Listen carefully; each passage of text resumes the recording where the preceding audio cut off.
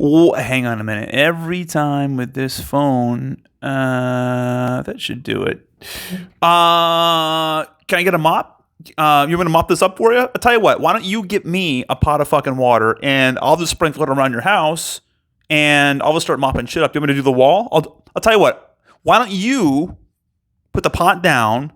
I'll take the pot of water. I'll dump it on the fucking carpet, and I'll swish it around with a broom. How about that? And then I'll take a photo.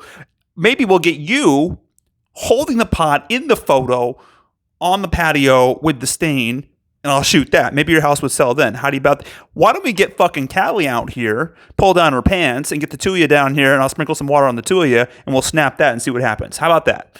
Does that work for you? Does that work for you? How about I punch you in the fucking face?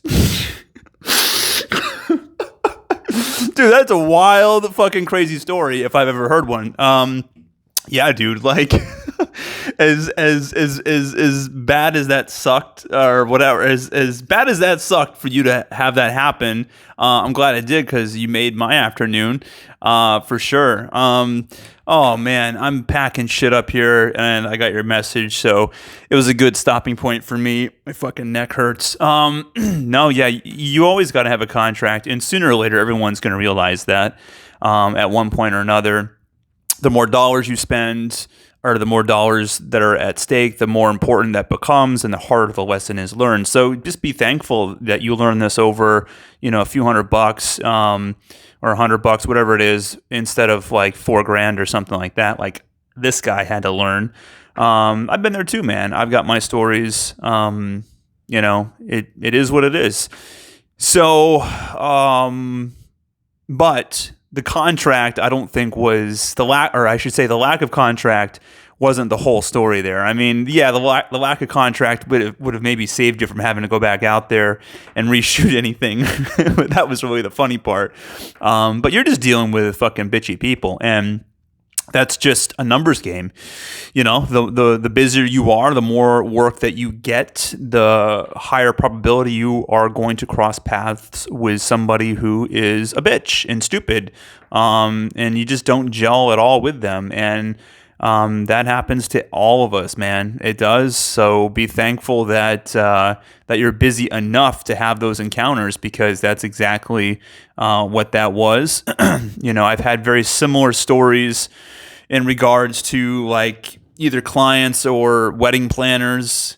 Instead of a realtor, I'm dealing with a fucking planner that's, it's a goddamn Karen who thinks she's a planner, who was at 3 weddings last year and now puts her little wedding planner hat on, and now she's in charge, and then she runs up against me, who has fucking 10 years of experience shooting weddings, and I'm like, no, we got to do it this way. And she's like, well, actually, you've got 5 minutes, and then I'm like, no, bitch, you go tell the bride that, look, we're going to shoot this. It's going to take 15 fucking minutes, and when I'm done, we'll come out, and then you can start the show. How about that?